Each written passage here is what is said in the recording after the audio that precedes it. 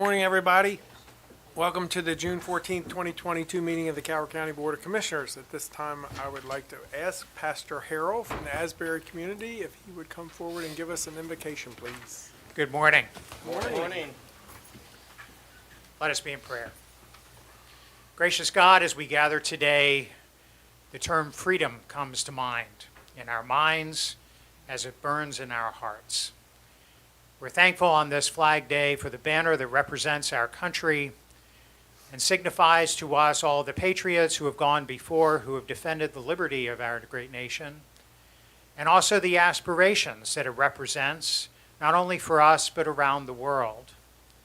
Particularly in this time of strife in many parts of the world, we're reminded that freedom isn't free, and eternal vigilance is its price. We pray that you would help us to be committed together, not only to maintaining freedom, but also to extending it in those places where it is still lacking. So we are thankful, Lord God, for this Jubilee week, for the remembrance of Juneteenth this coming weekend, and Lord, for all that it represents, the ending of human chattel slavery in our country, and the hopes and aspirations of those who have often been left behind as the mainstream has moved forward. We pray that you would continue to commit us in our ways so that all of those in our community might benefit from the full blessings of liberty, knowing that none of us prosper as much as we can unless all prosper together. Remember also on this last week of school, our teachers, our educators, administrators, staff members, and particularly our students as they go into their summer vacation. We pray for protection and blessing for them, and that they will be prepared to resume their studies or to go into life's work when fall comes once again. Now bless our county commissioners, we pray, and all who come to this board today, the work that is before us that has to be cared for. Give us good processes and a good heart, and grant that our community might continue to grow and be blessed in our life together. All of this we pray in your holy name. Amen. Amen. Pledge allegiance to the flag of the United States of America and to the republic for which it stands, one nation, under God, indivisible, with liberty and justice for all. Thank you, Pastor Harrell. So the first item on the agenda is to approve the agenda as presented. Are there any additions or corrections? So moved, Mr. President. Second. I have a motion and a second that we approve the agenda as presented. Any discussion on that motion? Hearing none. All those in favor say aye. Aye. Opposed? Motion carries. Public service announcements. So today, the first one I have is there was supposed to be a Flag Day celebration here at the courthouse at 12 noon. We just received word that that celebration has been moved until 6 p.m. this evening at the Elks Lodge on Dares Beach Road. So if you were planning to attend here at noon, please be aware. Today is also, June 14th marks the 247th birthday of the U.S. Army. Any Army guys in the audience? There we go. We have two. Thank you. Well, you're a Marine. I was thanking them for their service. Oh, okay. Just checking. Trying to join the party. They're older than the Marine Corps. So we appreciate your service and want to thank all of those who served in the military and in whatever branch for the sacrifice that they gave for this country on behalf of all of our citizens. And this coming Saturday at Patterson Park, there'll be a celebration of Juneteenth, sponsored by the NAACP. So we'll have a little more on that later on. And that event at Patterson Park starts at 11, runs till 5. And that's this Saturday. That's all I have for public service announcements. The next item on the agenda is a proclamation celebrating Juneteenth. Commissioner Weems. Thank you, Mr. President.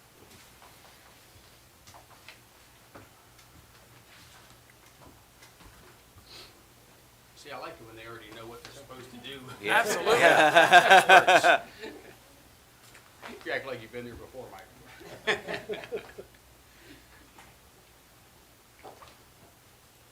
Welcome. Whereas the Board of County Commissioners of Calvert County desires to recognize organizations who are dedicated to contributing to and improving the quality of life for citizens of Calvert County, as well as honor important events in our history. And whereas Juneteenth, also known as Emancipation Day, celebrates the end of slavery in the United States. Although the Emancipation Proclamation legally freed slaves throughout the United States in 1863, 2.5 years later, on June 19, 1865, Union soldiers arrived in Galveston, Texas, and enforced the Emancipation Proclamation, freeing those that remained enslaved by slave masters who withheld information regarding their freedom from them. This day has since been known as Juneteenth.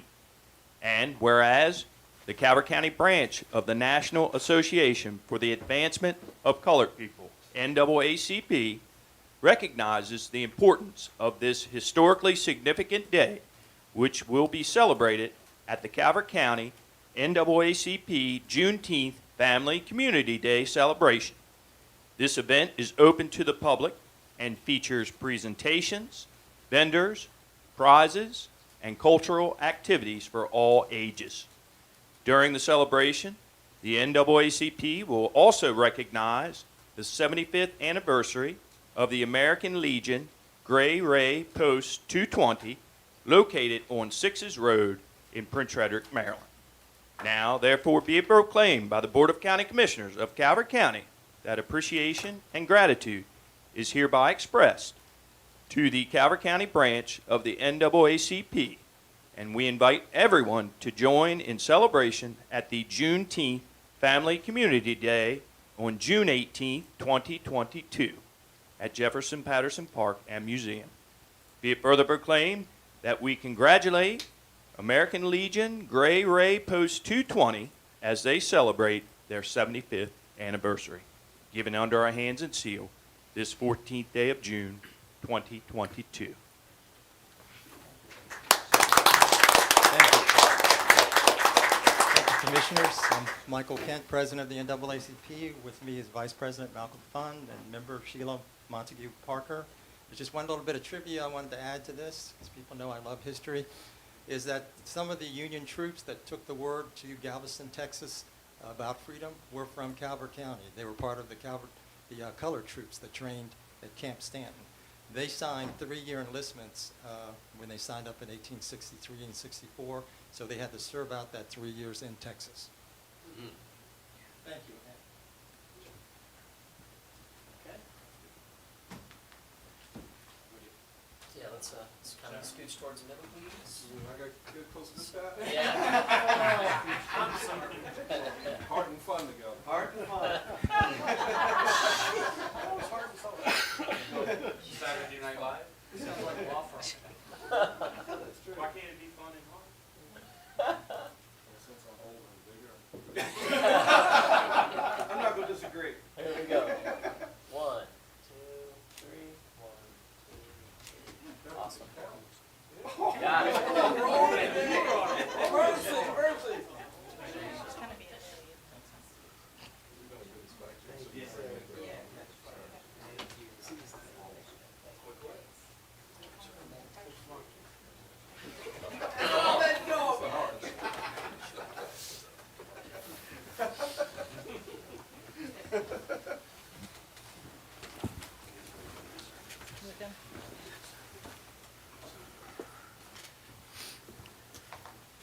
So the next item on the agenda is appointments. Deputy Administrator Vasallo.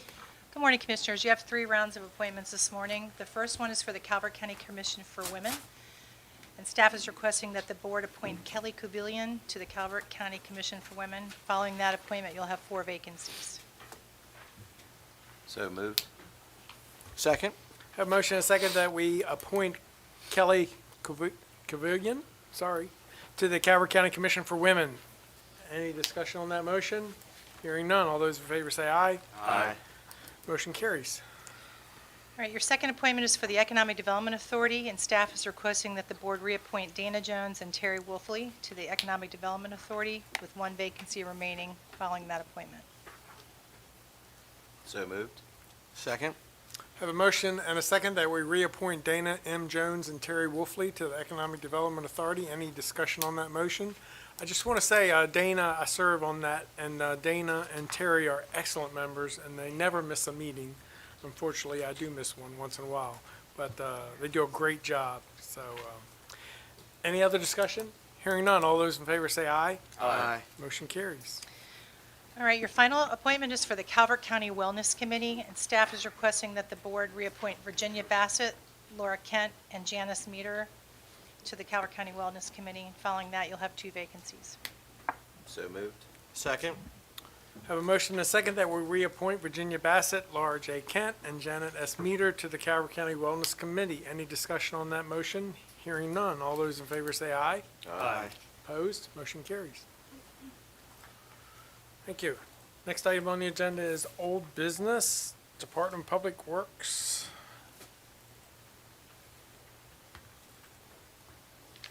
Good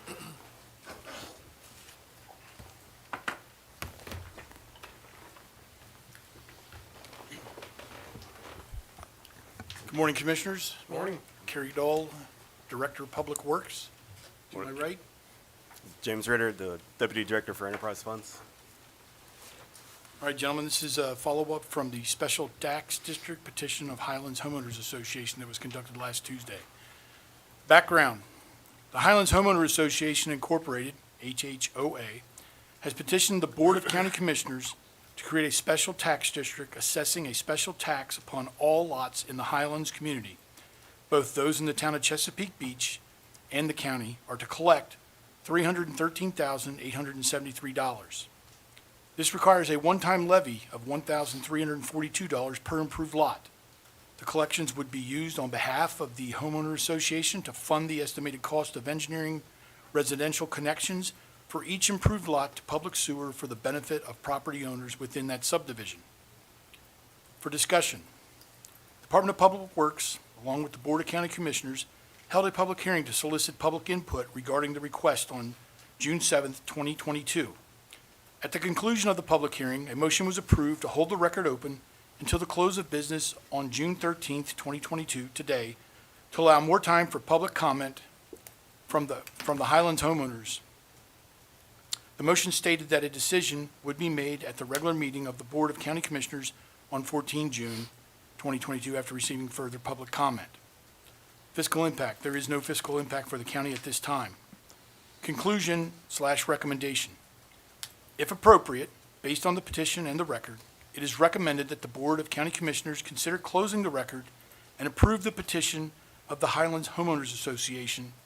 Also, directing staff to prepare a resolution and agreement to implement the Highlands Special Tax District upon the following terms. 1. The Special Tax District terms begin 1 July 2022 and expires on June 30th, 2023, unless extended by a subsequent hearing and decision. 2. The one-time levy upon lots represented by the Highlands Homeowners Association is $1,342 per improved lot. 3. The funds raised by the Special Tax District be extended solely for the purpose of engineering connection to the public sewer for the benefit of property owners within that subdivision. And 4. Proper expenditures funded by the Special Tax District shall be paid upon the submission of and approval of an invoice by the county. So, that night we heard a lot of concern from some homeowners about the cost of doing the studies. So, Mr. County Administrator, wouldn't this fit under the county, a category of ARPA funding for infrastructure? Yes, sir. The federal guidelines for infrastructure as related to water and/or sewer does authorize the Board of County Commissioners to relegate monies to infrastructure or the studies thereof. So if it's the Board of County Commissioners' pleasure to discuss it, it is something that we have funding available for and could move forward with that based on your decision. So if we desired, we could fund this part of the project? Yes, sir, with ARPA absolutely. funds? In fact, sir, the funding that could be authorized for this particular case is ARPA funding that is available from savings within the ARPA funding that we receive that has monies that we have not had to spend on an original item. So it would be moved to another project anyway, so it is available without impacting another project. And right now, Director Dahl, we were just talking about the engineering study to determine cost and what actually needs to take place, correct? Correct, sir. This is the engineering study that actually defines the scope of work, what's to be done, how it's to be constructed, and provide then an estimate after you do the design study. So there will be we'll say a quote that comes out of this. And is there another opportunity, once that study is done and the full cost is known, for the community to make the final decision to Absolutely. move forward? It would require a second special tax district hearing to figure out whether they want to move forward with the project. Correct. And just for those of you out there unaware of this, we do have certain subdivisions within the county that are having issues with failing septic systems, and this community, like some others, has brought forward this discussion about having public sewer system installed, because when those systems fail due to new requirements and regulations, they're not able to install a new system on that property, and it can be very expensive, and it does affect home values at the end of the day. And I'm not sure if you know how many residences in that community are on holding tanks today. I don't have an answer right now at the moment, no. It's not important, but it is one of those communities where they're having some issues, and they are concerned about home values, because people know, and it's 246 homes, It was 239. 239. Right. So we did hold a public hearing last week in North Beach, heard from citizens, so. Chesapeake Beach. Chesapeake Beach, I'm sorry, you're right. Yep. It's the beach, to me, it's always just the beach, so. Okay, gentlemen, after hearing those concerns, we do have an option if you would like to. So, Mr. President, Yes, sir. I want to make a motion, but I guess I'm seeking counselor's advice based on the terms of the Highlands Special Tax District. I know to close the record, sir, and would it be appropriate to make a second part to this to utilize funding from the ARPA funds, or should we move forward with the term number one, for example, the beginning and the expiration? What would be appropriate, sir? So, term number one, or part of the motion that's recommended by staff, is that there be a special tax district to have a levy over this coming tax year, fiscal year, from July 1, 22 to June 30, 23. Should the board wish to allocate ARPA funding to this project, you would not need to have that term. It would be a direction from the board to use the funding as described. It was $1,342 per unit for 239 units. I don't know what that total bill is, but I think it was in the memo for the public hearing. 313,873 is what the memo says. So you could have a motion just to allocate that amount of ARPA funding, plus maybe 10% contingency, if you wish, to this project in lieu of going through 1 through 4. Mr. President, I'd like to make a motion then to close the record and appropriate $313,873 with a 10% contingency to utilize the funds for this study. Second. Discussion? Yes, sir, Mr. President. So this is purely just a study For design. right? So this is no commitment to anything now. And as we've discussed before, being at the first one for CRE, boy, I'm going back probably at least 20 plus years ago, and then watching Drum Point, I know they're supposed to have a timetable and an expiration and all that.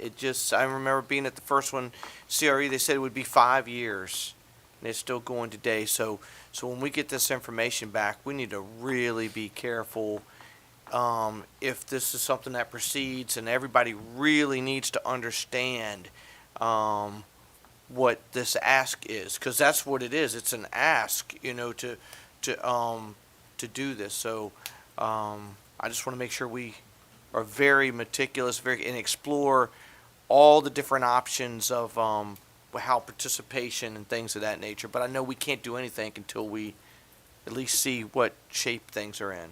Commissioners, if I may, the two different special task districts that we have, one is for Drum Point CRE. They're different because those are routine maintenance for drainage and roads.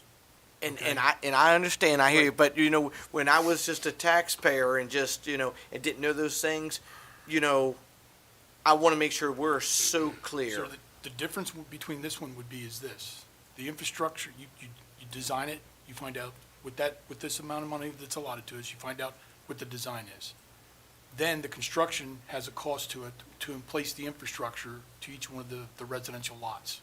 After that, the routine maintenance is then picked up by the billing for each respective representative, one by Chesapeake Beach and also by the county.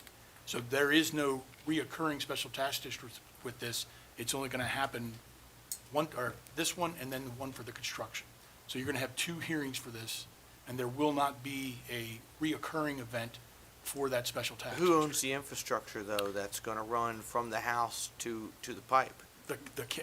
From the house to the pipe, Uh-huh. it's going to be the homeowner that's going to own that. It will be the county that picks it up at the road, obviously. Right, and then if there's an issue there, who pays for that? It would be for the homeowner to pay it because it's on their lot, sir. Right, and that's what I'm saying, and I don't want to get too far in the woods, but all of a sudden now you have a house that can't afford to fix it, or what have you. See what I mean? I understand what you're saying. So it's never that easy. I wish it was. I mean, I understand the thing on the roads break, but everything breaks, and everything needs repairs, and everything needs, so it's just never that easy, and I don't want to put a falsehood out there that it's that, because, like I say, and don't persecute me on the timeline, somebody, but I was there for the first one, and I remember that 5-year thing, so, and I didn't even know what that was. I was a first-time home buyer, so I just want to make sure that everybody's eyes wide open, and that, because we're here to help.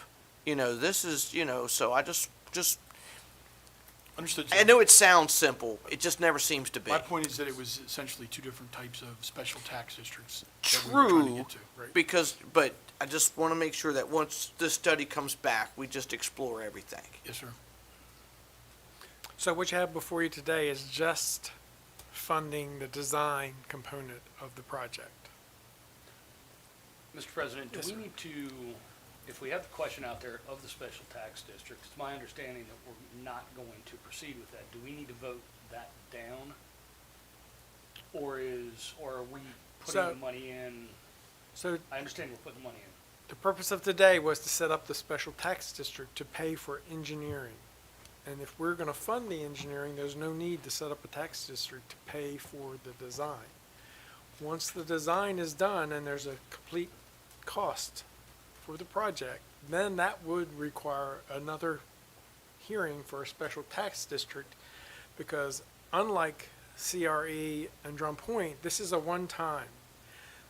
The individual homeowners are going to have their tax, or part of their tax bill, repayment of the cost of installation of the project. So there won't be any more hearings to reinstate this tax district. This one is unique in that it's not like those others. I think that what I think about is, based on what we know is going on in other communities, this won't be the last. And so my caution to others is that, today we do have an opportunity, if we care to do so, to fund the design that may not be available in the future when someone else comes forward. So we want to make that clear. We don't want to set the precedent that the county's always going to pay for the design for future communities that want to install sewers. Just today, we're in a unique situation where we can do that to help these individuals. But once the design is done, we know the cost. Individual homeowners will know what their liability is. It'll be spread out over their tax bill over 20 years to repay that. If there are issues, for an individual homeowner, then they would have to handle that just like they handle if their sewer system failed today. They have to go in and do whatever needs to be done. So that part doesn't change. The issue that I heard mostly from the homeowners was they're concerned about their home values, and if their system fails, there's a significant outlay of money anyway. I think we even got some comments from some citizens in there that have replaced their systems, have fairly new systems, they still support because they understand the impact that it has on the whole community, and that it was just unfortunate that, their system failed and they had to bear that burden. But looking forward, those in support, that was their main reason to support, so that it takes it off the table. Moving forward, they know they're going to have a system in place that will handle the sewer that the individual homes produce. I talked way too much. No, that was good clarity. Very thorough. So, that's where we are, gentlemen. You have an option. Could you know. repeat that again, please? Like the forum. So, what we found out since our hearing last week is that we could provide the funding to pay for the design. And we have a motion on the floor that would allocate $313,873 plus a 10% contingency out of ARP's funding to pay for the design. So we don't need the special tax district. Commissioner Weems' motion is appropriate that, if we're going to fund it, we just do that using those sources. So the motion and the second is that we set aside $313,873 plus 10% to pay for the design and engineering of a public sewer system for the Highlands Homeowners Association. Is that correct, Mr. Attorney? Yes, sir. That includes the implicit rejection of the tax district that we held. For the this hearing. purpose?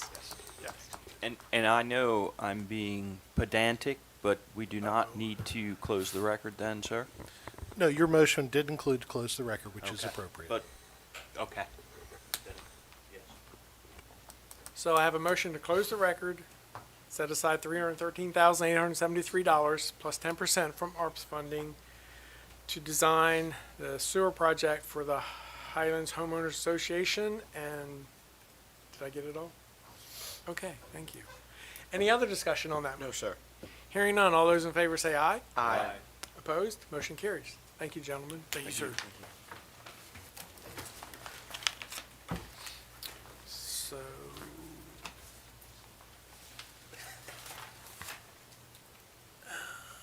man, we are 2 minutes short.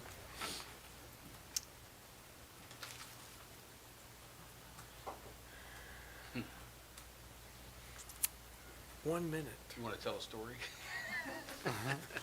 So we have a public hearing scheduled for 10:30. It's 10:29. If I take the next item on the agenda, I think it's a little lengthy. Well, we I- could, What was that last word you I used? believe by the time the presentation of the memo is done, it'll probably be 10:30. Okay. Well- The attorney says I'm not going to jail if I start the public hearing. Is that what I heard? I hope everybody else heard that. So the next item on the agenda is a public hearing for the Department of Public Works BA 066 CIP Barstow Salt Barn. Take your time reading. I know, JR, I was about to say, sir. It can't be more than 20 seconds left. Good morning, Commissioners. J.R. Cosgrove, Deputy Director of Public Works. Morning. Good morning, sir. We're here for a public hearing for the Barstow Salt Barn. And I'll start with some housekeeping for the public hearing. There are 4 public hearings scheduled for today. All hearings were duly advertised, and the certification of publication is made part of the record of each hearing. Citizens were invited to provide comment on any and all of the hearings after each presentation has concluded. Each of the 4 hearings may have a separate comment period following their brief presentation. Anyone here in person must sign in on the sheet next to the attorney to speak. So with that, It's 10:30. I'll read a memo. Thank you. Budget adjustment for capital projects, Barstow Salt Barn. Background, the Department of Public Works requested funding assistance for the construction of the Barstow Salt Barn through the State Highway Administration. DPW was awarded up to $600,000 to offset the building cost. Discussion, DPW and the Department of Finance and Budget suggests the transfer of $600,000 from the State Highway Administration into the Barstow Salt Barn FY22 CIP. DPW requested the funds are distributed as detailed in the budget adjustment into the salt barn's construction and equipment accounts. Fiscal impact, the FY22 Barstow Salt Barn CIP will increase by $600,000, increasing the capital budget for the construction account to $564,674, and the equipment account to $100,000. Conclusion and recommendation, staff recommends the board approve budget adjustment number 066 CIP for $600,000. So moved. Second. Have a motion and a second that we approve budget adjustment 066 CIP for $600,000. Any discussion on that motion? I think we need to close the record, Mr. County Attorney. So We didn't have any public comment. I do have one thing to read on public comment. There is one caller. Mr. Gadway got ahead of himself. Yeah. You're right. Trying to make up for all that time I spent talking. There's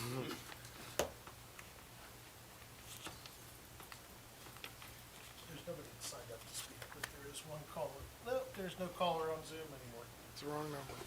Caller on Zoom is hung up, so if the board would like to close the record and adopt the motion approving budget adjustment 066 CIP for $600,000, that would be appropriate. Mr. Gadway, you have a motion? I do. I'd like to close the record and then approve budget adjustment 066 CIP for $600,000. Second. I have a motion and a second that we close the record and approve and adopt budget adjustment 066 CIP and sign the related resolution. Any discussion on that motion? Hearing none. All those in favor say aye. Aye. Opposed? Motion carries. Thank you. Thank you. Next public hearing is Department of Public Works Transfer Station Contract Extension.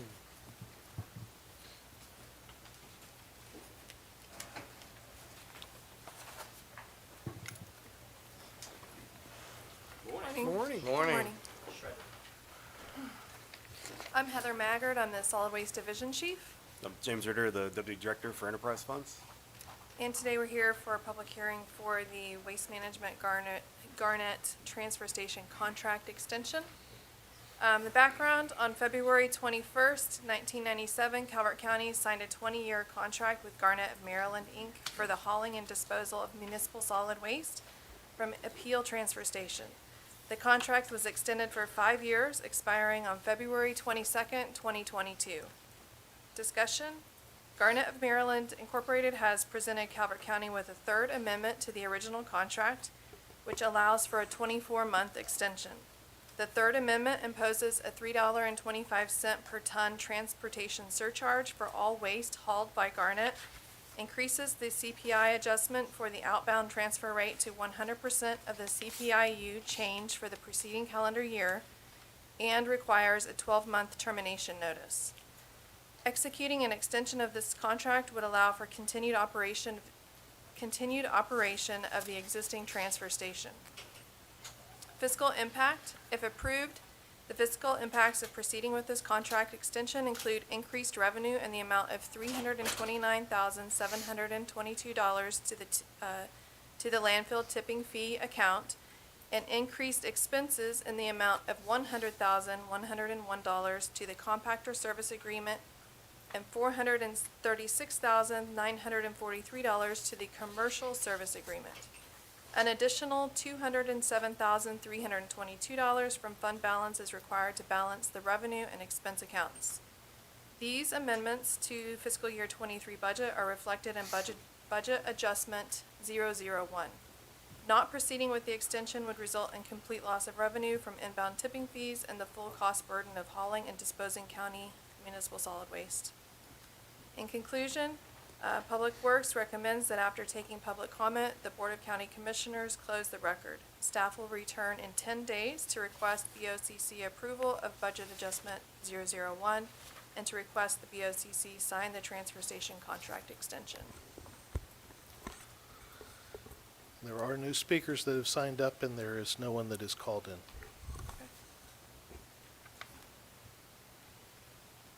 The floor has been open for public comment on this hearing. Resolution 6-89 was adopted and is available here today to maintain the order and decorum. It's not necessary. There's nobody that signed up. Nobody signed Okay. up. Oh, okay. Thank you.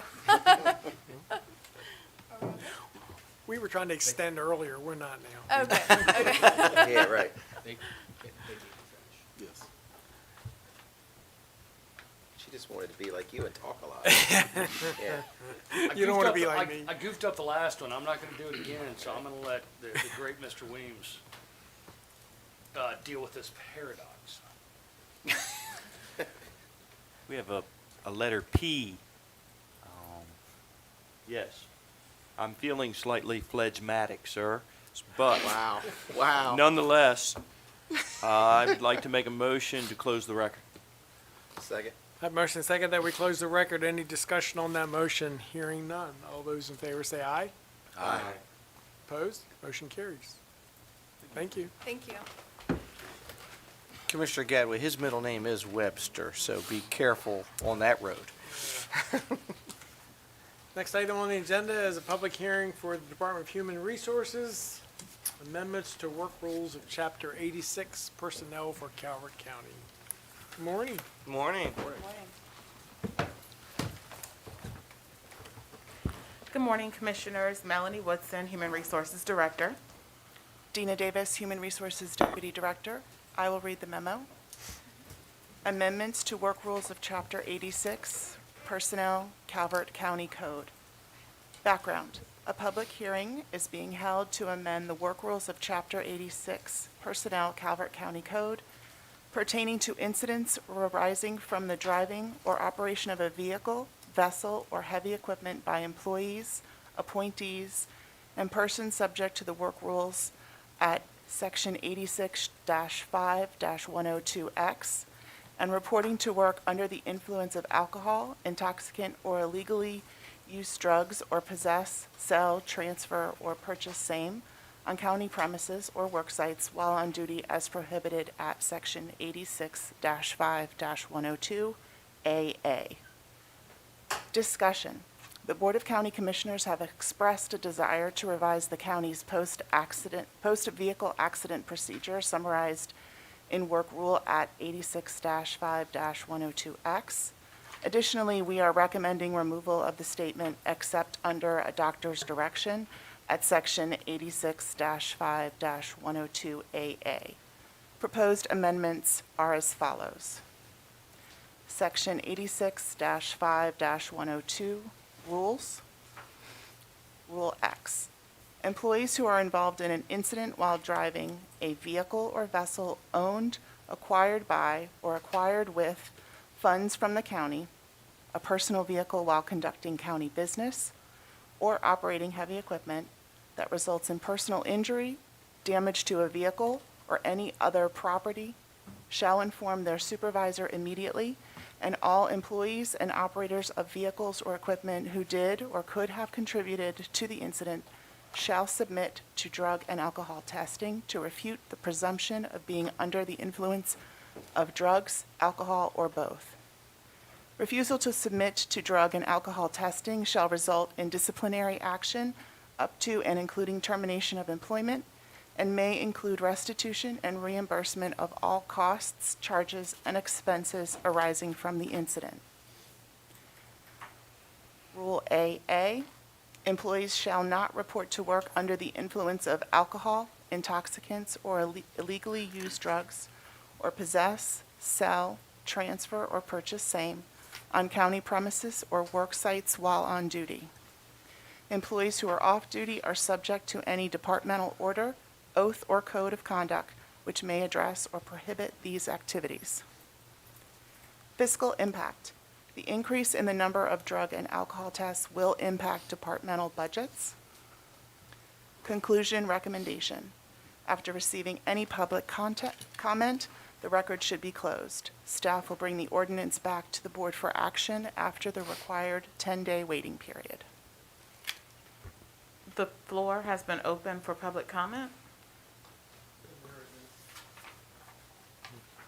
No one has signed up, and there's no one online. Okay. Gentlemen? Mr. President, I would just like to say that I think this proposed policy is paramountly pertinent at this point, Mr. Williams.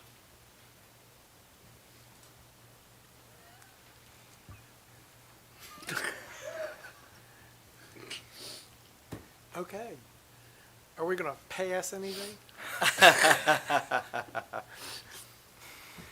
So, and ladies and gentlemen, the reason for this discussion today is there have been a couple of incidents in the last couple of years, and when we evaluated our procedures, we didn't believe we had enough teeth to do what we really wanted to do to ensure the safety of our employees and the citizens out there as our employees operate equipment throughout Calvert County. So that's the reason for this today. Is there a motion? I move that we close the record. And we are after the 10 days at this point, correct? No. No?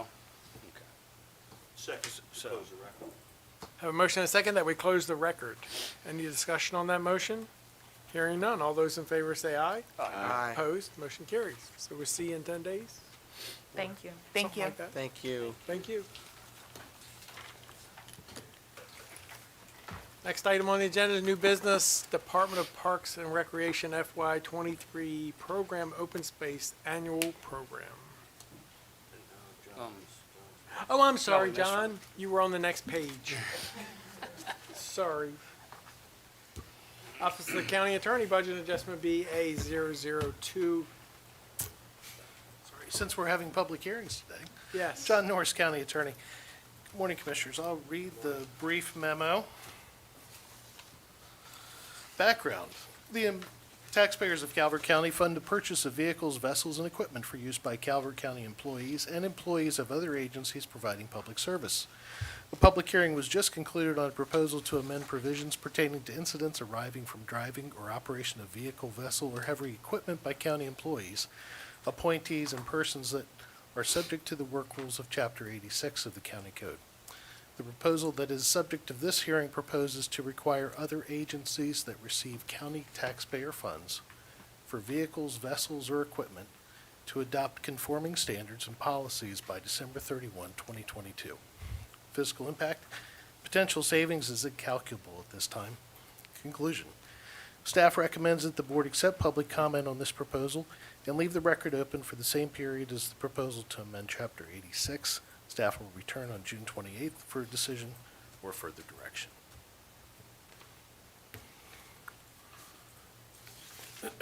I don't know if there are any questions regarding the proposal.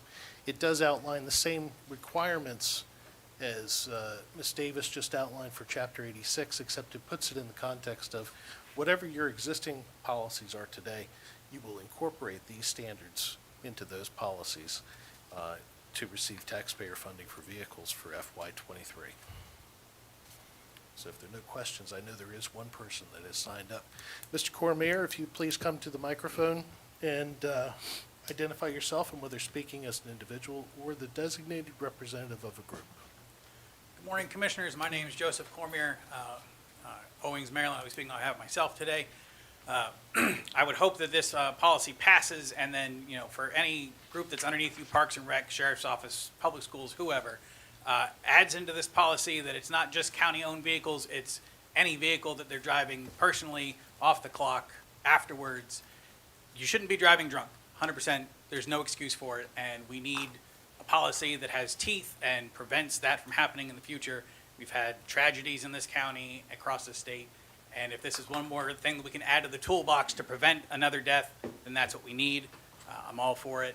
Again, I didn't see anything in the memo about personal vehicles, but I feel like if you're a sheriff or a Parks and Rec or a county employee, you get behind a vehicle, you're representing the county, and there should be consequences and should be requirements to get a breathalyzer or blood test, and if you don't, that's your Fifth Amendment rights, that's sure great, but you don't get to work for the county anymore. So that's what I'm worried about that policy. So thank you so much for taking the time.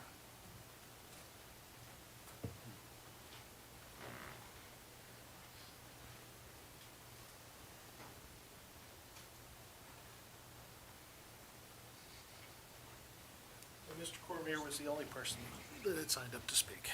Is there anybody on the phone? There is nobody on the phone. Gentlemen?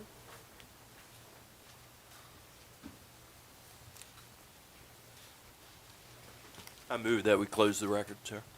Second. And staff will return in 10 days for final action. Yes, sir. Yes, sir. Okay, I have a, 28th, well, yeah, at least 10 days. at least. I have a motion and a second that we close the record. Any discussion on that motion? Yeah, John, can I ask you a question Yes, sir. in regards to what he spoke of? Can we legally do that? Perhaps, but this certainly does not go that far. This goes to vehicles, vessels, and equipment that were purchased with taxpayer funds. It also continues the public policy of providing insurance coverage, so it doesn't deny insurance coverage, but it does create an opportunity for the taxpayers to be made more whole, and also an opportunity to identify those that have issues that need to be addressed, personally. Any other discussion? Hearing none, all those in favor say aye. Aye. Opposed? Motion carries. Thank you. So we see you in 10 days Yes, sir. or more. Now, new business. Department of Parks and Recreation FY23 Program Open Space Annual Program.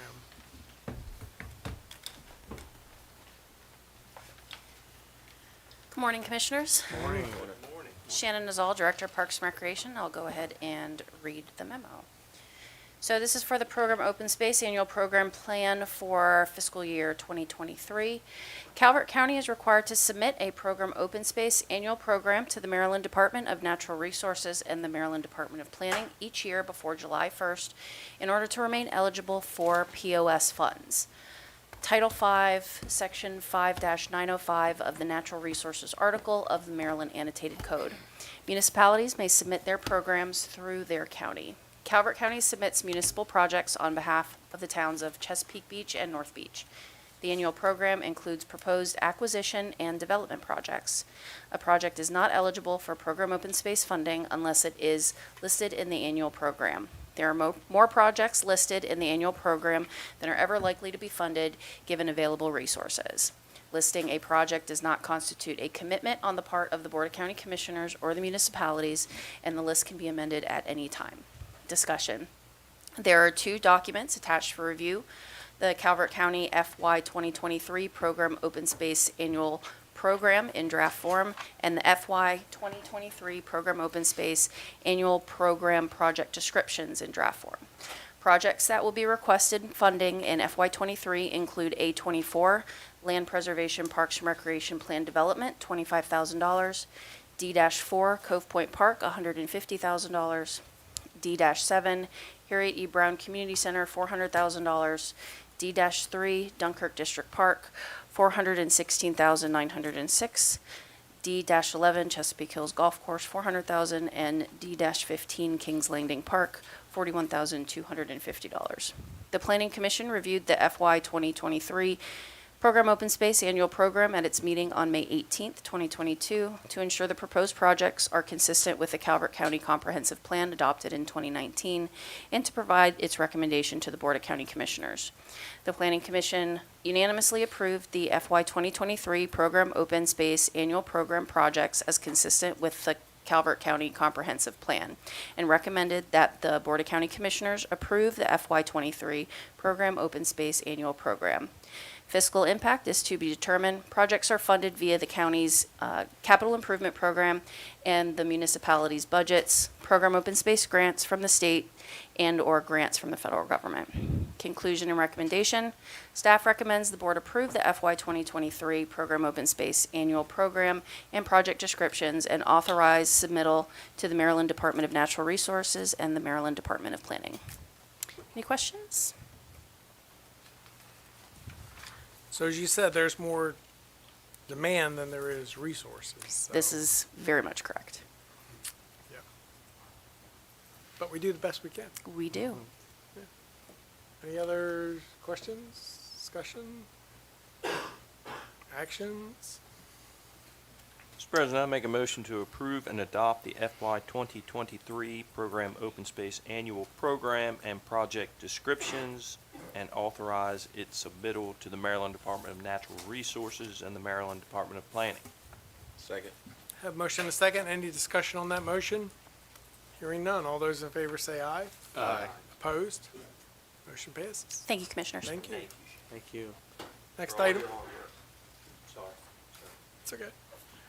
Next item under new business, Department of Community Resources, tile mosaic at the Calvert Library, Prince Frederick.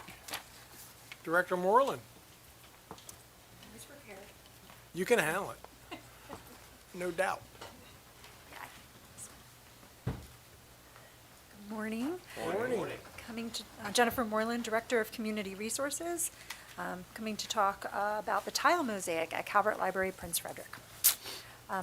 Background, local artist Perrin Calvert has applied for a $20,000 grant from the Maryland Arts Council, which will be supplemented by a $5,000 donation from the Friends of Calvert Library to install a semi-permanent tile mosaic on the curved brick wall on the front of Calvert Library, Prince Frederick. The design has been approved by the Architectural Review Board and the Board of Library Trustees. The mural portrays the flora and fauna that lived in the marshland before the construction of the library. The appealing bright colors and flowing shape of the mural will draw visitors into the library. Currently, the building's interior is much more dynamic than the exterior.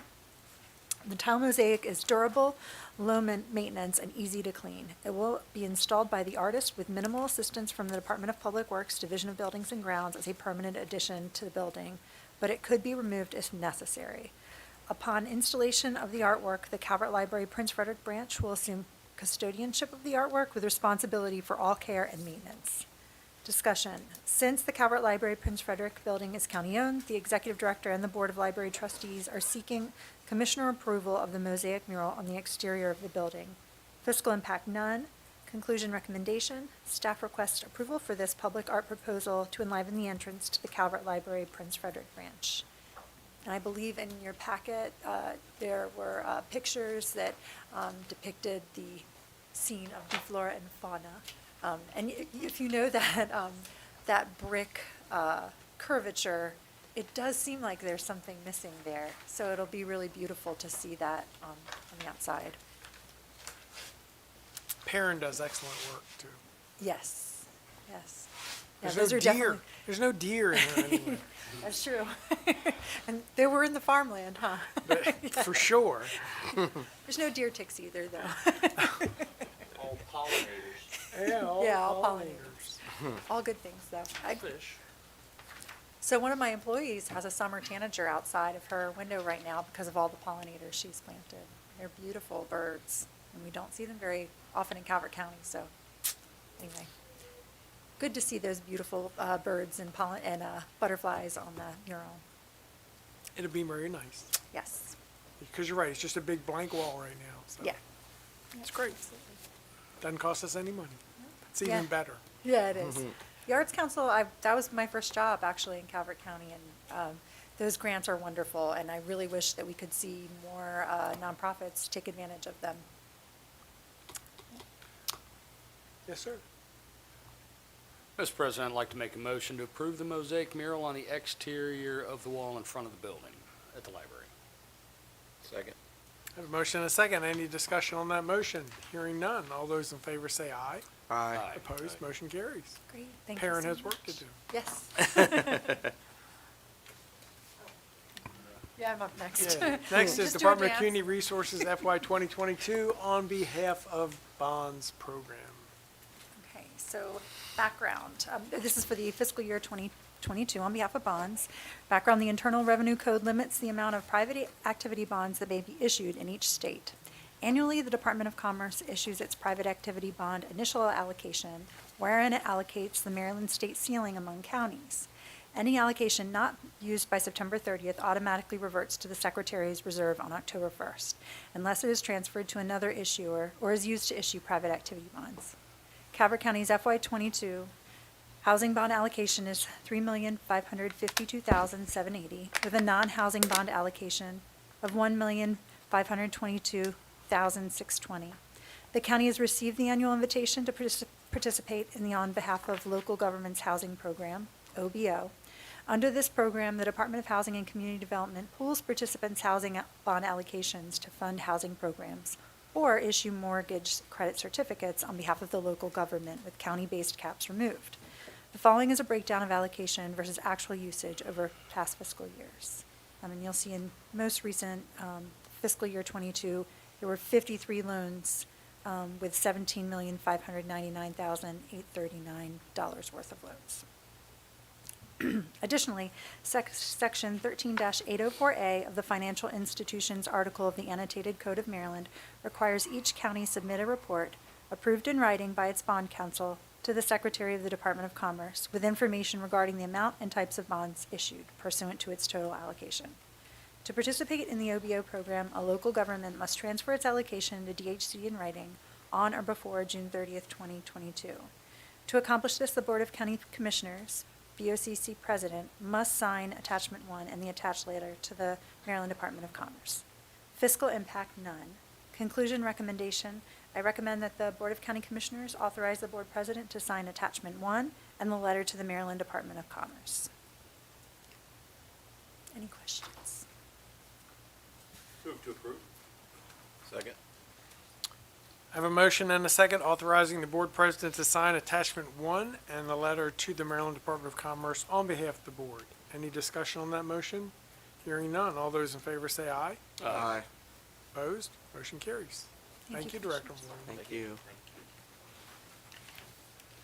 This next item on the agenda is a work session with Department of Parks and Recreation, Land Preservation, Parks and Recreation Plan.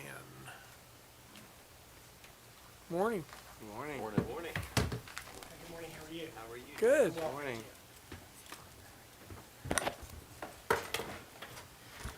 Good morning again, Commissioners. Shannon Nizal, Director of Parks and Recreation. Would you like us to read the memo or go straight into the presentation? You can just go straight into the presentation. Absolutely. I will turn it over to Art Thatcher, who is with our consultant, Barry Dunn. Thank you.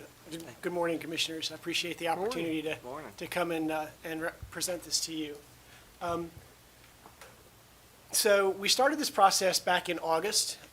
This is the update of your Land Preservation, Parks and Recreation Plan for the state of Maryland. So we started back in August, and we went through a community profile. We looked at your existing conditions, held community meetings, and did a mailed survey to the community. We also were here, went and did a resource inventory, site assessment and mapping. We do a component-based inventory, so we not only look at your parks, but the components that are within those parks, and do that assessment. We came back to the staff to do our findings, and we did a visioning session with the staff, looked at your finances, looked at the current plan, and then pulled together an action and recommendations plan. We pulled the draft together. The draft went to the state for their initial review. When it came back from the state, we made any adjustments that they had, and then presented it to the staff for their review. So we're here to we finished all of that, and we're here to present the final plan to you. And so, as I said, we looked at your demographic profile. We use a couple of resources. We typically use Esri as business analysis for most of the data that we use. We also use the Maryland Department of Planning for your current population and those pieces. So we use this as we begin to do our analysis. So our engagement, I'm going to skip a slide here real quick. Our community engagement, we held a staff focus group and did a SWOT analysis with the staff to look both internally as well as externally. We held focus group meetings. We had about 40 people participate in the focus groups, and then 2 public meetings. What we do is we use the information from the focus groups to develop the questions specific to the county so that we can get a kind of further, look at their needs and their desires. We had 1,013 surveys completed. Can I go backwards on this?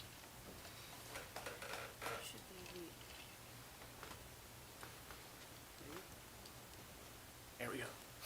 So we asked a series of questions about needs, wants, and new programs. And so at the end of our stakeholder meetings, we asked them to prioritize everything that they've heard. And you can see that adding turf fields was the top response. And the bar indicates in those meetings the number of responses that we got through the different meetings and from individuals participating. Adding a multi-purpose indoor complex and upgrading the amenities currently in parks and facilities were the top 3 things that we heard through that process. And so, as I mentioned, then we did a mailed survey. We mailed out 3,847 postcards and surveys. We did an initial mailing of 3,500 and then a follow-up mailing reminder for people to turn in their surveys, and then added another percentage on top of that just to bring up the response. We got 438 invitation responses back. We typically look for a 10% return, so we got a greater than 10% return on the invitation survey. And then we also take that same survey and put it out to the public for an open link. We keep the 2 surveys separate so that we can preserve the statistic validity of the first group, and then anybody in the community is able to participate. So total, we had 1,013 survey responses returned. So some of the things that we heard, as we looked at it, the majority of your respondents were long-term county residents. Over half had lived in the county for 20 or more years. We asked about transportation, how they got to parks and to facilities. Automobile was the majority of those folks, and they lived within a 1 to 9 mile radius of getting to a park. So they self-regulated or self-identified how far they were from their recreation locations. On a satisfaction scale, 1 to 5, 5 being very satisfied, 58% of the respondents are currently satisfied with the recreation amenities, rating them as a 4 or 5. We asked about future needs, what would be important to improve, and those invitation responses. So trail-based recreation, nature and wildlife-related recreation, and the water-based recreation were those top 3 future needs that were identified by the survey respondents. We asked about park usage. How do they currently use the parks? And passive recreation was kind of that top response. Those activities included walking, bird watching, and going to the beach. Respondents also used the parks for other activities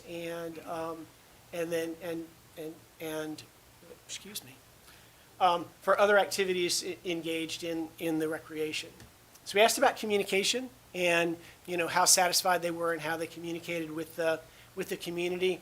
And they felt like that, and we hear this in almost every survey, that the county could better leverage their communication efforts to reach them. We also asked about how they would like to be reached. The majority felt like the activity guide was very important in getting their information, and also emails from the county. And then we asked about importance and quality of life, also on that scale of 1 to 5, 5 being very important, and related to agriculture and land preservation. And the priorities, was very high in that area, 4.3 or above. Also trail-based recreation, wildlife and nature recreation, and then water-based, which we heard earlier. Also, we asked about, as far as the parks were concerned and amenities, that maintaining your current amenities was a top priority. And so just show you some of the data from the questions. We asked about participation, what the respondents currently participate in, and the column on the far right is the open link. The column in the center is the invitation response, and then we combine the two to give you your overall response. And you can see that walking, running, hiking was the top response from both groups. Nature, trail usage, bird watching, birding was number 2. And then you can see beach going, and then playground usage and general play were kind of those top 4. Then we asked about what would be, most important improvements that we could make to increase their participation. And you can see that additional facilities and amenities was number 1. Improved communication was about offerings was number 2, followed by additional programs and services, and then more park amenities. So shade, water fountains, and those things were kind of those top 4 from the respondents. So then we asked about, again, the importance of agriculture and land preservation. And you can see that kind of those top responses were, protecting the environmentally sensitive areas, as well as preserving and protecting the natural resources were those top 2, and then preserving the county's historic and archaeological resources. Sorry. So as I mentioned, we went out and did an inventory, and so we mapped and looked at your drive times and where your facilities and your amenities were related to the population. And as we looked at it, we looked at a less than a 15-minute drive, 0 to 5-minute drive to a facility, and then greater than 15, and then a 5 to 15-minute drive. And you can see from the pie chart that 87% of your community lives within a 15-minute drive of a recreation facility or component, which is very good. So then as we looked at kind of those recurring themes from all of the data that we collected, improving connectivity, trails, greenways, multi-use paths was one of the things that we heard throughout.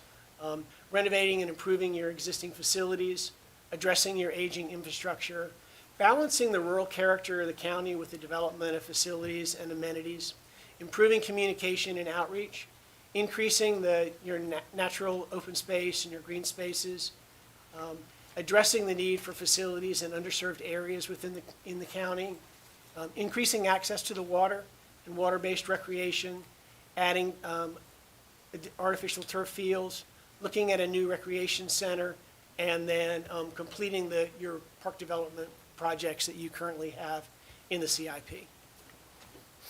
And so from there, we developed 4 goals as we looked at those from the information that we gathered. And those 4 goals that we looked at were improving and enhancing your existing Calvert County Parks and Recreation facilities and amenities, continuing to improve your programming and your natural resource opportunities, continuing to look for opportunities to develop new facilities and amenities, and then to improve and strategize organizational efficiencies. And so for each of those, we developed a series of recommendations, and then each one of the recommendations carries action steps with them. And then, so as we looked at the improving and enhancing your facilities, and appropriating funding and looking for the proper mechanisms to meet the identified needs of the facilities improvements and additions, looking for opportunities to increase public sense of safety, such as lighting, landscape design, those things. Addressing your deferred maintenance, looking at the priority list from our inventory and level service analysis, and addressing those within your capital improvements plan. Completing your park development projects that are identified in the CIP, and then continuing to evaluate your athletic fields potential for all that increased use. So then we look at programming and natural resource opportunities, and evaluating your existing facilities to utilize the current all-hazard mitigation plan as relevant to your flooding. Making open space a key consideration when looking at new properties. As new programs and services are developed and implemented within the Natural Resource Division, and to continue to look for that balance between passive and active recreation. Continuing to engage and partner with the municipalities and businesses in the state and the federal government to provide opportunities. continuing to look for opportunities to expand your special events throughout the county, and then continuing to follow all the land preservation goals identified within the comprehensive plan. And as we look at opportunities to deliver new facilities and amenities, and exploring the opportunities to acquire additional land suitable for development for public access to the waterways, both facilities and water-based recreation. Continuing to develop the Harriet Brown Community Center with consideration for adding a gymnasium, fitness room, and community needs, meeting community needs. Evaluating and prioritizing the replacement and renovation of all of your facilities. So as you kind of look at those, making sure you're monitoring them for their useful life. Continuing to work with all the agencies and the municipalities to create kind of a regional connectivity, neighborhoods, schools, parks in the community.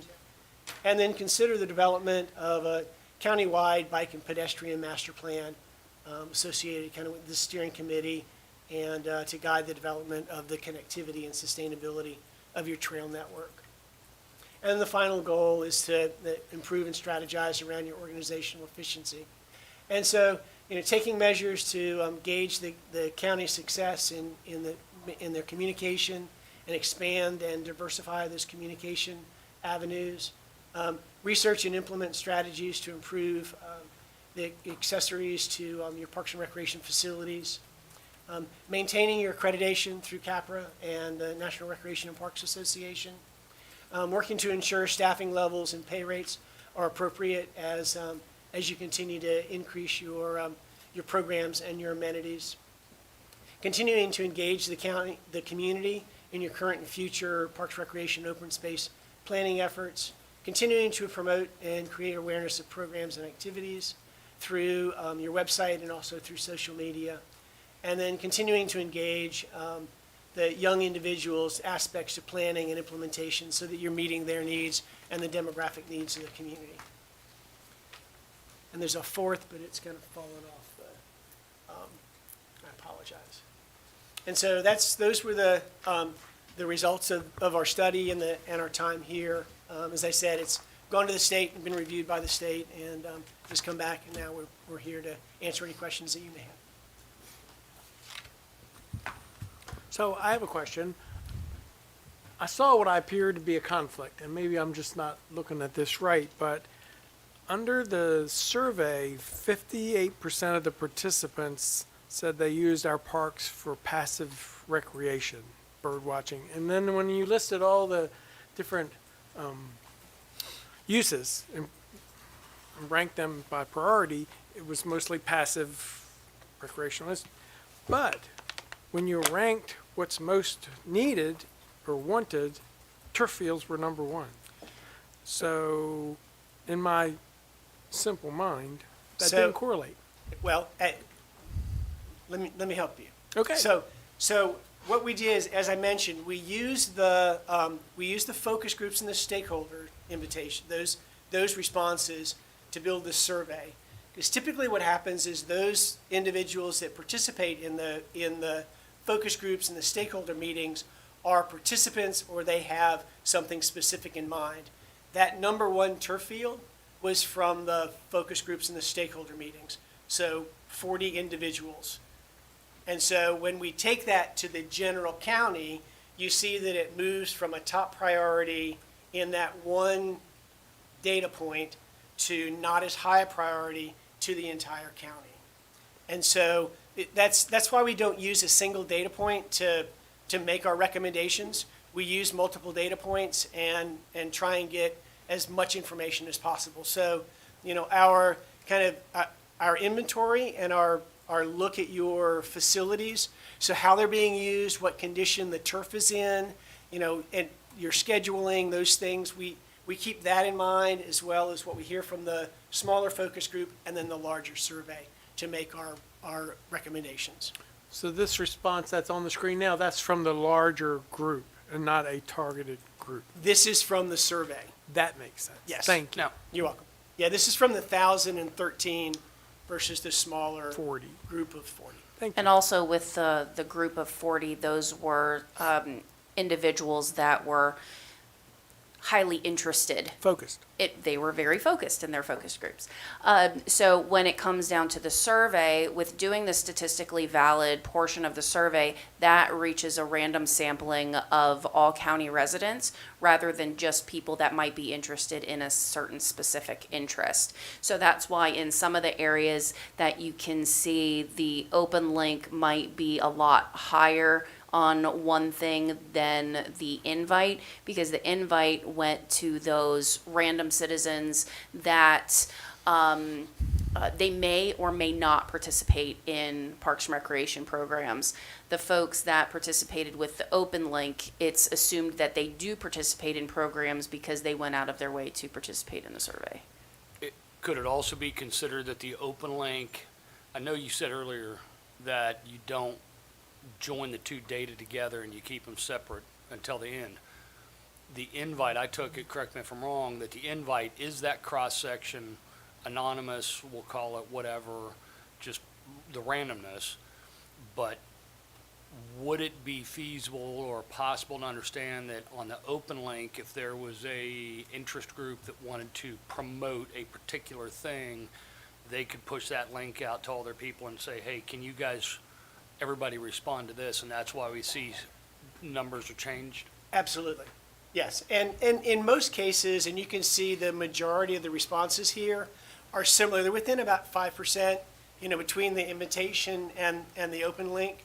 The one case that you mentioned, Commissioner, and I did a project down in Hanover County, South Carolina, and when we got the return back, there was a question about adding soccer fields, and we did it around the same time as their registration. So they offered a $5 discount if they would go in and answer that question to the positive. And so it was 40 points higher than anything else. And I went to the commissioner of the league after we had done the presentation. I was like, so what did you do? And he fessed up and told me what had happened. But typically you can see that it's really close. Some of the variation also, a lot of times what we find is, and I don't have it right in front of me, but the open link tends to be a younger demographic that takes the open link versus the invitation survey. We find that typically in the invitation survey, the majority of those respondents are in that 55 to 65 age range. Well, if I could add too, so my son plays 3 sports. So we, almost every weekend, we're somewhere. And I think with the introduction of a lot of travel sports, people are venturing out. And I mean, I commonly get, especially in this position, hey, Commish, what's up with fields? Whether it's school or personal. And so, a lot of jurisdictions have gone turf, and I don't know where the future of fields are. There's been discussion back and forth. Are they good? Are they bad? But I mean, I'm quite sure in your survey, you've realized we do need more attention to fields. Yes. I'm sure you've seen that. I mean, and I take that, on me. It's always financial. But I don't think anybody would dispute we need to put more money towards fields and to our athletic programs. Boy, I wish we had a huge indoor facility for a lot of things. I wish, graduating our kids and things of that nature. And I think all these things will come. Of course, right now you see what building costs are just insane. I mean, everything, is so out of whack right now. But I would think that with the direction we've been going, I mean, we've been slowly taking bites out of this apple, and I believe Offsite A is going to have a turf field. Yeah, Dominion Energy Regional Park will have a turf. Yeah, I'm field. sorry. Yeah, I'm so. We're in design right now. When is that going to happen? So we're currently in design right now, due to the cost of that first phase. We are breaking up that phase into multiple phases.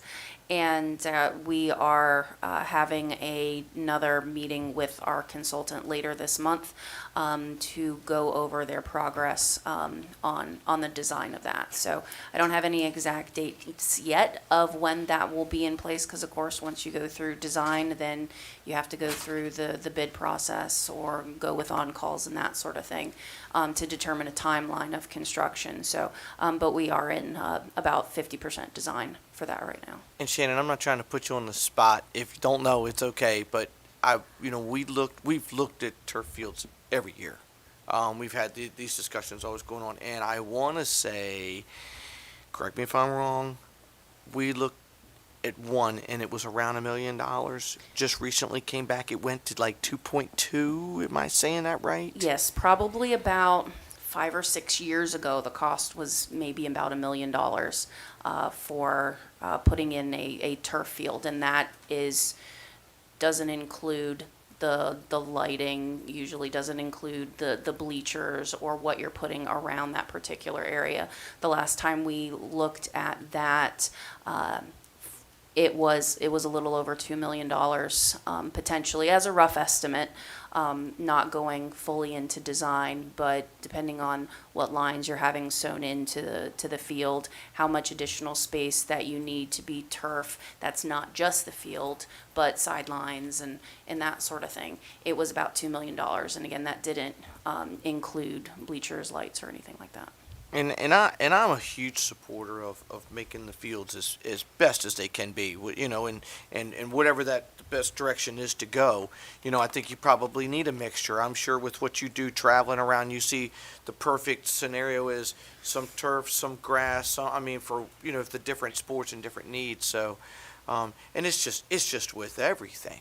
All you have to do is go outside and look at a gallon of gas right now. So, it's really screwing up a lot of future plans of stuff that you were planning to do. We've had projects that have come in double of what they were, not so. But so I like I say, when I see that graph, I hear it really steady. Because what weather does to fields and to delays, that's a nightmare on your side of rescheduling because it rained for a week, stuff. So I understand. And participating in your son's sports, you'll know that there was a time when there was an off season Correct. that a field could heal. Correct. And now every sport is playing year round. Doesn't matter what it is. Right. So there's that time of trying to build in recovery time for your fields, for the turf to heal and do those things. And so that's one of those things that you kind of that you deal with, and either you look to have additional turf fields, natural turf fields, so that you can take one out of rotation to give them time to rest, or a lot of communities are looking at the synthetics to provide that rest for their grass fields. Hey, now this is obviously seeing in the areas more and more turf. Now that we got a little history on them, are you getting any feedback, of a jurisdiction saying, hey, we're glad we did, we wish we hadn't? Is anybody talking about that to you? The majority of the communities that I work with love it. Okay. And the leagues love it. And I was watching because I hear the lifespan's about 10 years. Pretty much. Depending on the amount of use and the kind of the age groups of the use. An adult used field, 10 years is typical. More for your youth fields, you're probably in that 12 to 15 year. Okay. So the survey, you have it in an open link. So how did you ensure that there are only Calvert residents responding to the survey? To the open link, we can't. We asked them to self-identify where they lived. And I don't have they identified not only the county, but what part of the county or the location of where they lived. And there may have been a few that lived outside of the county, but worked here in the county. And so they're they do take advantage of your services. Because technology is a wonderful thing, but then sometimes you can't confine your survey to your target audience. Right. Which is why we try and keep the two separate. Do you have a question? Mr. President, now I have a motion. Oh, good. I'd like to move that we direct staff to schedule a joint public hearing with the Planning Commission to solicit public input and, if appropriate, after closing the record, approve and adopt the 2022 Land Preservation and Parks and Rec Plan. Second. Have a motion and a second. Any discussion on that motion? Hearing none. All those in favor say aye. Aye. Opposed? Motion carries. Let the record show Commissioner Weems had to leave for a funeral, so. And Commissioners, if, real quick, if I could, I just found it on the actual plan on the length of time and location of residence. So on the open link, the highest number of respondents, 17% of respondents were Huntingtown, 11 Chesapeake Beach, 12% Lusby, 12% Owings, 10% Prince Frederick, 11% Dunkirk, 5% Port Republic, 7% St. Leonard, 4% North Beach, 3% Sunderland, 1% Solomons, 1% Brooms Island, 1% Dow, 1% Barstow, and then there was 3% that said other. Thank you. You're welcome. Thank you all very much. Thank you, Yes, sir. Commissioners. Have a great day. Thank you very much. So the next item on the agenda is public comment. Thank you. I County believe Attorney. there are folks in the room that wish to provide public comment. You're welcome to make your way to the microphone. The board adopted resolution in 1989 intending to maintain the order and decorum of the governmental process. Copy is found here to my right. Ethics Commission has asked that we remind speakers of public comment that lobbyists include those who seek to influence public policy and must register in advance to do so. Please identify yourself and whether speaking as an individual, where you will be given 2 minutes, or as the designated representative of a group where you'll be provided 5.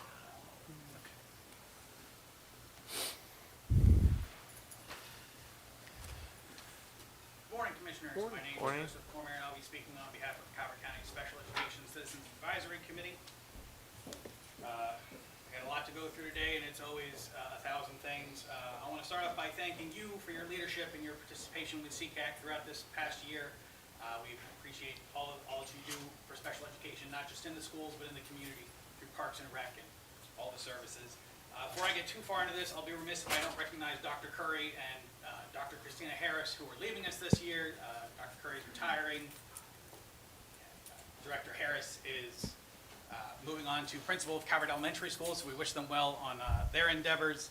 I believe that CCPS is doing great things and will continue to do great things, and I hope that we partner with the new superintendent, the new director of special ed going forward. For those unfamiliar, CCAC is the Special Education Citizens Advisory Committee. Each local education agency must establish a CCAC to advise the school system. Membership is open to any parent, guardian, community stakeholder. Over the last year, Calvert CCAC continued to hold meetings during the pandemic virtually, hybrid, and in person. We've updated bylaws. We identified community resources. We had trainings for parents on IEPs. About 10% of the 1,500 CCPS students are receiving special education services, and they're eligible for services from age birth to 21. Part of our job at CCAC is to comment on the staffing plan, and the director put out her staffing plan. Quote, Calvert County Public Schools is committed to ensuring the provision of FAPE, free and appropriate public education, to eligible children by providing sufficient staffing, provision of special education under IDEA, the Individuals with Disabilities Education Act. When parents come to you and say that they want to talk about school choice, just remember that private parochial schools do not have to provide our students educations. That's why we need public schools to be strong. Calvert County Public Schools uses a hybrid census model. So they say of all of the students, 1 to 175 will have special education teachers staffed for it. And a lot of times our kids don't fit into the cookie cutter. They don't fit into the formula. So some kids might have short IEPs, some kids might have wheelchair-bound nurses, a full, slew of services. So we have to take that general staffing plan and then adjust it to what each individual school needs. So that's something we support. We think this plan is going to be great. Of course, we'd love to see the ratio come down. We'd love to see more services. We want to look at neighboring counties across the region to look at their staffing plans to see if we're providing the same, if not better. And as the county continues to implement the blueprint, we're keen to make sure that CCPS stays on the cutting edge of programming. The last thing I want to cover is the importance of parents and guardians' participation in the IEP process. Parents are the only permanent member. You're going to have a new special educator, a new case manager, a new vice principal every year.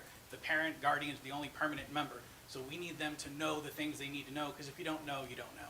So we just provided a training, and we're going to keep providing trainings. Please send parents our way. October 21st, we're having an event at the Harriet Elizabeth Brown Center with Calvert Sheriff's Office and Pathfinders for Autism, where kids with disabilities who are either going to drive or just ride in the back seat can practice getting pulled over, because that can be an area where things can turn bad quickly. So we look forward to having all of you come down there. And the last thing I'll say is that there's no room for hate in our county. And so we stand up for our kids, regardless of their disability, regardless of their gender, their sexuality. It's Pride Month. Happy June. We look forward to the county recognizing all the LGBTQ students in the county and the staff and the positives they provide. So again, food services. We've had free lunch and breakfast for the last 2 years because of the pandemic, and now that's coming out. Before the pandemic, breakfast was 800 meals a day, and lunch was 3,600 meals a day, provided throughout the county on a daily basis. With this meals being free, breakfast went up to 3,700 on average per day, and lunch went up to 7,900 per day. So when kids can access food, they do access food, and we're going back to making kids pay and having alternative meals.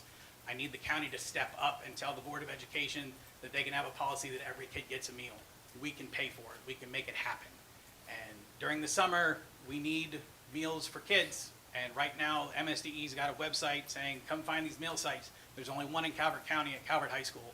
And so far, the dates end June 16th, which is the end of the school year. So we need the state to help us feed kids during the summer, because sometimes school is the only place these kids are getting food. And we concentrate education, we concentrate services, we got to concentrate food. We don't make kids pay for toilet paper, water fountains, art supplies, books, buses. We give them the things they need to survive. A hungry kid is a child in crisis. A hungry kid is not ready to learn and be responsible and respectful. It leads to behavior issues, and behavior is communication, and they're communicating, I'm uncomfortable, I'm hungry. We've all been hangry. We all know what it's like. So thank you, commissioners, for your continued support. Have a great day. Thank you. So we have no other public comment. That takes us to commissioner reports. Commissioner Gadway.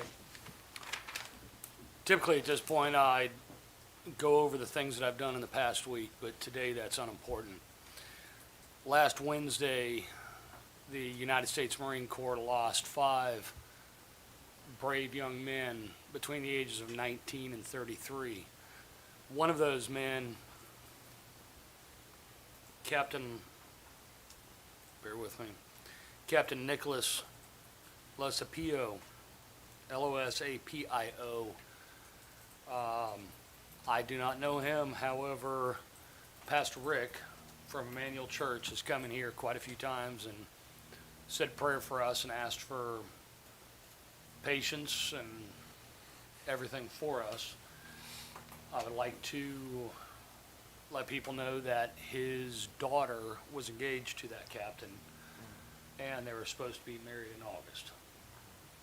So we lost 5 brave Marines, one of which with local ties. So please keep the family and the church in your prayers. Thank you. Commissioner Hart. Echo that. It's been a bad week. We lost an officer recent. It's a 2 celebration of lives. Senator Fowler touched everyone. No one he didn't touch. We see it every day when we walk outside. And there were some fantastic speakers. It was great to hear, and you couldn't put all of that life in just a small segment like that. But President Hance spoke, and I've been here a long time, not as long as President Hance. I'll be 54, and you forget, which is terrible, some of the great history here. There's so much great history. President Hans did a fantastic job of kind of walking through some stages of history from, from when he was younger up to the present day. And, we just had Christ Church's 350. There's been so much. Todd Ireland spoke a couple weeks ago.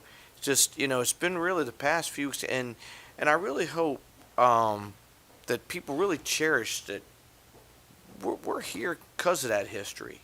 And we need to keep it as close as we can to that, and his legacy will be here forever. It was really some of the stories that his son told were just fantastic. They were, if you heard it, it was really great. And then Mr. Ray Smiley had passed, and I was at his celebration of life. He served this county for years in law enforcement. Great man. Was always very kind to me. His family was phenomenal to me. I will never be able to repay them for all that they have done for me, and very, very sad to see both of them go. And on the bright side, good side, me and Commissioner Gadway went to the 100th birthday of Miss Gladys Dorsey. Her family was there. They had a nice event. And I asked her, I said, 100 years on this earth, give me some wisdom. And you remember what she said, Commissioner Gadway? If I remember correctly, she said, be nice to people. Mm-hmm. And drink coffee. And drink coffee, yes. So that's all I have, Mr. President. Thank you. Commissioner McConkey? Last week, I attended the fundraiser for Becky Bowen's husband down at Veers, which was an incredible turnout. Talk about community. It's just amazing how many people showed up to come out and support him. I know Commissioner Hart was there also. So that's all I have, Mr. President. Oh. So last week we attended Eagle ceremony, right? Last Sunday? Yes, sir. Up at the beach for another brother and sister, which is quite amazing. And the young lady, I think we talked about this before, the young lady is only 16 and has already gotten her Eagle status, which is quite an accomplishment. And Commissioner Hart mentioned it was Bernie Fowler weekend. Senator Fowler left us last December, and because of COVID, everything kept getting pushed. And so ironically, it ended up that they had his memorial service on Saturday and the weighed-in on Sunday. And a lot of people don't understand what a role Senator Fowler played in Calvert County's history. And I'll do a brief overview. He was on the school board when they integrated schools. I was part of the first integrated school class in this county, and Senator Fowler was on the Board of Education at that time and spearheaded that. Senator Fowler, when he was a commissioner, served from 1970 to 1982, and he was in office when we did first zoning. We had no zoning until that board enacted zoning. It was quite a task. He also was on the board when we built the bridge at Solomon's that has changed Calvert County forever. He was on the board that lured the nuclear power plant at Calvert Cliffs, which also changed this county significantly at the time.